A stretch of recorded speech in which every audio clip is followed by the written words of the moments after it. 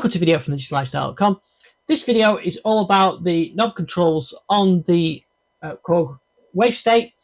The Wavestate modules I'm using works on native versions as well, and what these knob controls can do and how they control the entire performance or individual layers of your performances in your patches. It's a great way to add changes, movement, dynamics to your patches. And at first they seem a bit complicated. They've got names on like gate and step sequencer, and you think, well, I don't want to use it for, I don't want to control the step sequence or something. But actually, there's loads you can do with them. So I'm going to show you what we can do in this video. So what I did at the start there, I had a performance that had a number of these mapped to do different things. And what these are, so the mod controls, the knobs, as Korg call them, you can see them here in the editor, are real-time performance controls that can control individual parameters across the synth and across the layers as well. So Wavestate's got 4 identical layers, so you can have 4 different layers running at one time. Plus, it's got things like on a global performance level, like the reverb and some of the effects and some of the performance controls. So with these knobs, you can control just about anything of the synth through the knobs directly, which makes it really handy when you want to maybe control the resonance or the cutoff, say, of 4 layers that are independent, but you can group them together and control them through one control. Or to do individual things like maybe change the speed of the sequence on one of the layers but not the others, and maybe change the samples that get to play. Now, when I first got it, I was a bit sort of confused because I thought, well, I don't want to change the timing, I don't want to change the sample, I just wanted to change the resonance. But actually, these are just kind of more like suggested names for them rather than the actual names, because on later synths, like the multipoly which you've got here and the mod wave behind me, they don't actually tie to anything. They don't have a name on them. It's just mod control 1 to 4. And on here, you've got 1 to 8 at a global level across all performances, and then you can go onto a single layer. So you've got 8 for each layer and 8 that can go across all 4 layers. So you've got a lot of real-time control there. So let me show you what I mean. I've got this one here set up. So this sequence here. So you can't hear anything now. And as I bring this up, and you can see it on the editor there, the filter's kicking in. So, and that affects all 4 layers because I've set it up that way. You can see as I control that master control there, it's controlling the cutoff on all 4 layers. I've got another one set up controlling the wet-dry mix. So you can have it completely wet, completely dry. So you can control anything, and it seems quite complicated. It's not. So I've started off with something complicated. Let me go down to something much simpler. We'll go with an initial performance. And I'm going to even go simpler with just a simple synth brass sound. So no sequencing for now. So I'm going to select a waveform, and we'll use the 2600 sawtooth. Okay, so how can we use these controls with this? So there's a number, and of course I know you've got the hardware controls, mapped everything, but let's say you wanted to build up a nice complex rich synth layer and you want to control the resonance on it. So you could just control, or say let's say cutoff to keep things simple.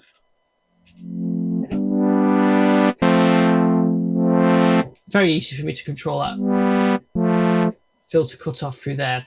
So I'm just going to dial in a bit of envelope on there, and let's have the filter wide open. Okay, that's one layer. So I'm going to show you how you can link these things together to make them useful for multiple layers. So I'm just going to go to another layer now, go to a single waveform, And maybe I'll go with there's a nice Vox sound. Okay.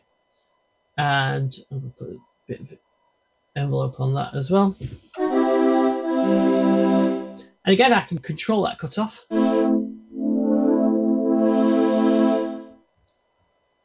So I'll leave it open like that. Now, what if you wanted to create, you wanted to be able to control that filter cutoff on both at the same time manually? You can control it through envelopes, everything else. You could use vectors. So let's just say I wanted to do it with the envelope. I'm going to use that first one, master one. It doesn't have to be for master.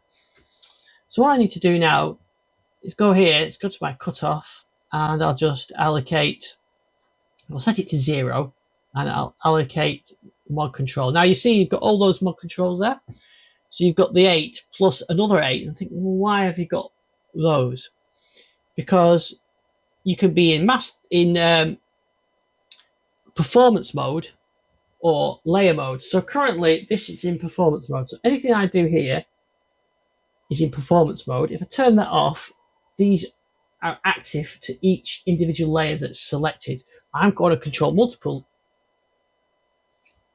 I want to control multiple layers, so I'll leave them in that performance mode. So we'll do the performance master 100% and go back to my other layer, cut off, set this as 0, and we'll have the performance 100%. So now you can't hear anything.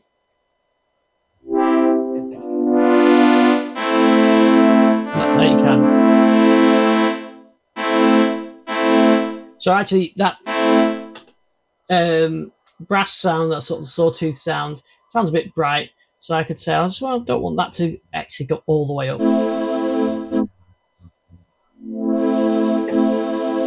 Let's get a little bit more.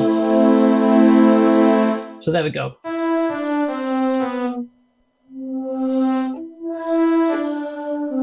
So I'm controlling the cutoff on both layers independently on the range and the scale that I want to use, but just do that one control. Now let me show you what I meant by the single layer ones. Let's go, we'll look at, say, the resonance. On the resonance, I'm going to show you what the other type is, which is when they're on not the performance ones, but just the single layer ones. So I'll use the master one again on a single layer, and I'll put it so that the resonance goes right up.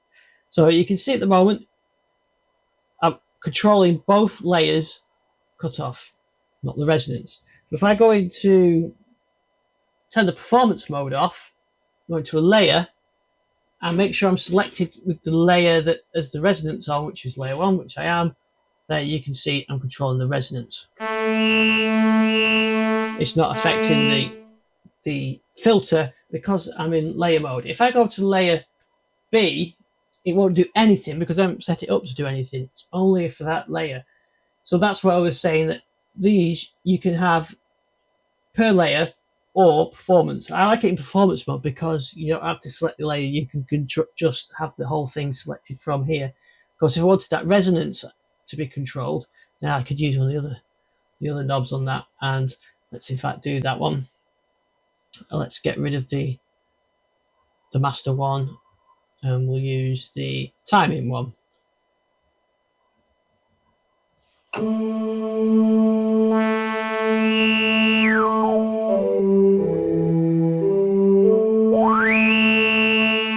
So there you can hear I've got the resonance being controlled by master 2, or by knob 2, and the filter on both layers controlled by that one. So that's an example of using a performance layer and then using at the single layer mode and using it in performance mode as well. Now there's other things you can do with it as well. You can basically control anything. So let's go to a wave sequence, and okay, we'll turn the other layer off for now. Here's a sequence, a complex sequence.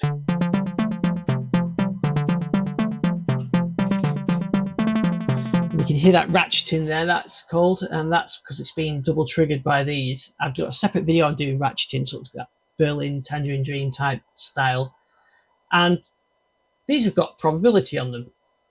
So I'm going to turn the probability right down. So that means these won't happen very often. So you can't hear them. But I could set up, and now we could think, actually, which one's it logically? Perhaps it actually does. It's probably more logical to use the timing one, just for names. So I'll do the timing, and we're controlling the probability now. So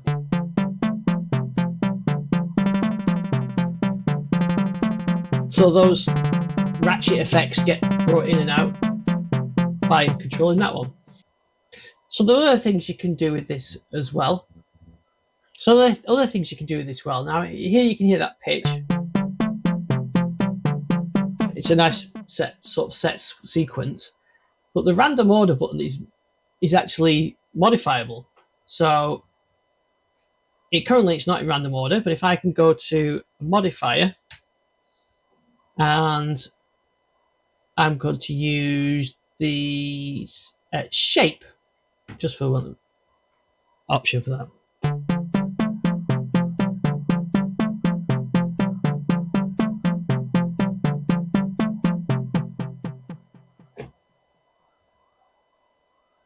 So let's try the shape one. So I'll leave it down at the moment and turn it on. And now you see it's going random order because I've used that as a switch. Combine that with the timing one.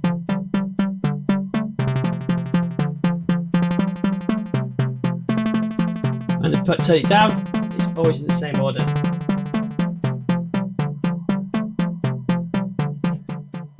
So that's another example of it. Another thing you could do with it is you can actually get to change the sound that's playing. So let's go with a vocal type sound, vocal R, and then a vocal U.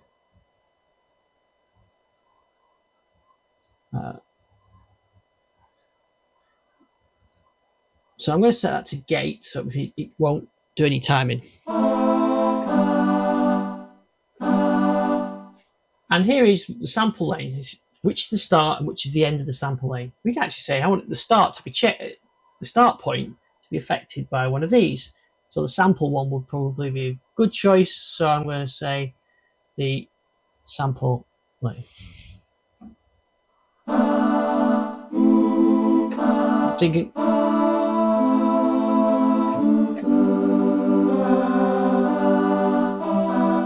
So that is a really easy way of changing the sample that's playing real time, just using that as well.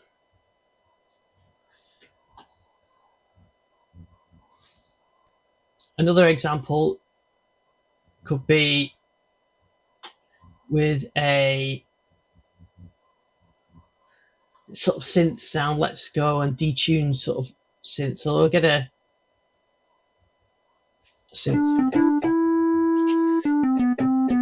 So we've got a basic sort of Mowgli type sound there, and I'm going to set the and we'll use the pitch one for this one. I think I'm going to set the detune. So first I'm going to check the number of voices. So it's normally set at 1, and I'm going to say that the pitch one maybe gets it to, let's go to 8 voices.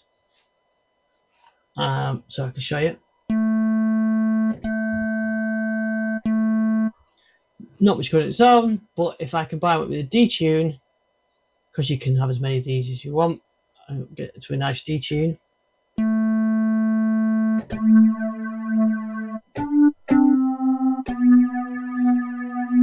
Maybe I want that a bit more.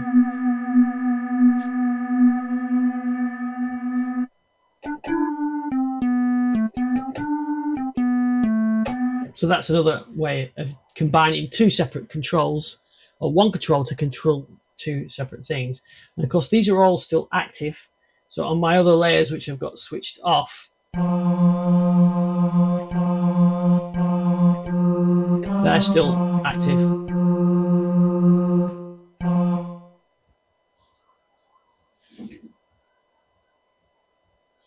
Now, some of the other things you could use it for is maybe the speed of your sequence. So let's find a sequence.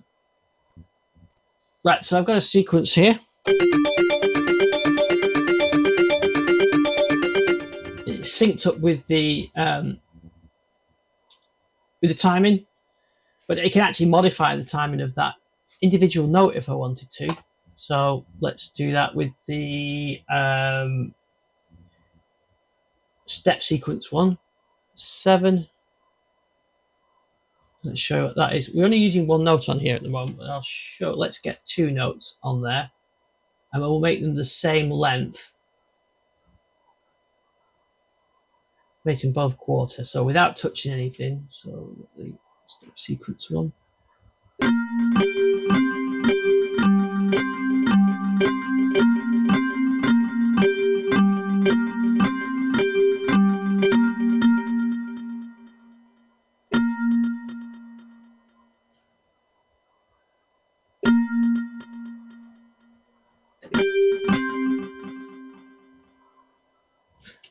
Right, now, so this one, the higher the value is going to be slower. So actually what we want to do, instead of it being 20, we'll have it as the minus. So this will be quite slow. Then we can speed that note up.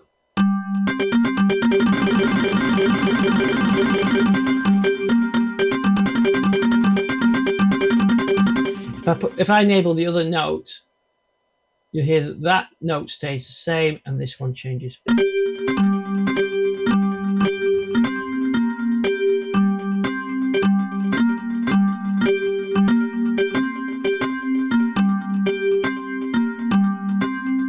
Now, if you wanted to get the whole thing more in sync and change the whole thing, there's multiple ways of doing it, but one way is you can do that speed there and just set that with the step 1 like that.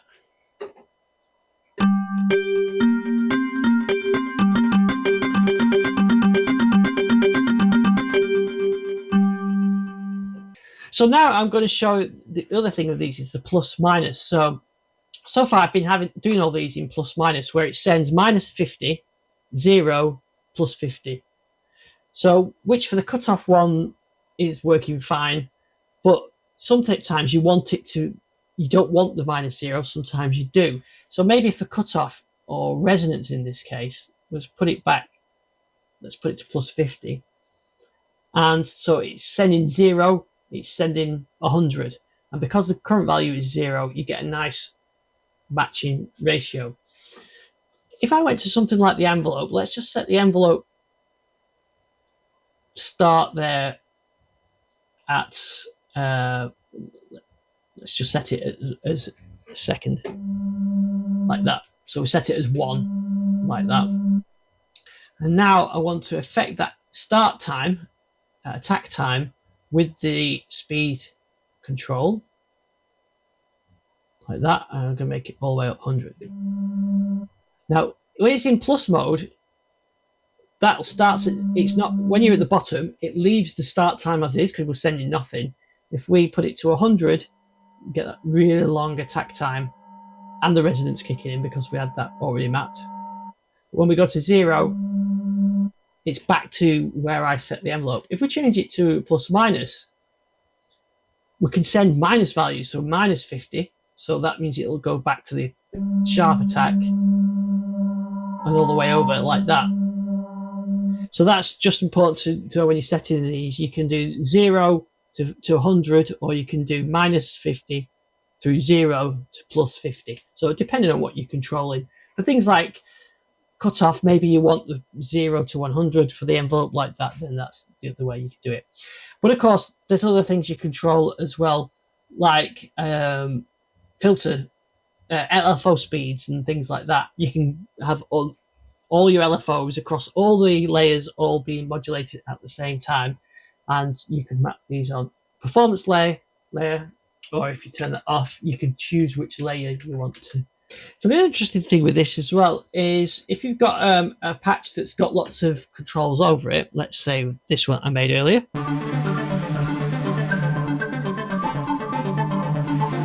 you can fiddle around with those.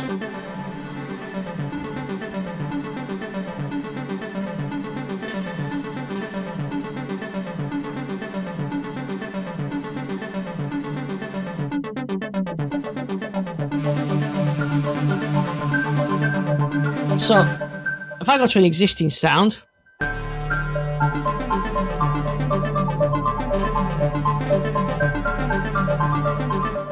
and you'll notice how if I tweak those, it shows there that we've actually changed this performance. You can actually save this with those levels as they are, and then in the saved part of the performance.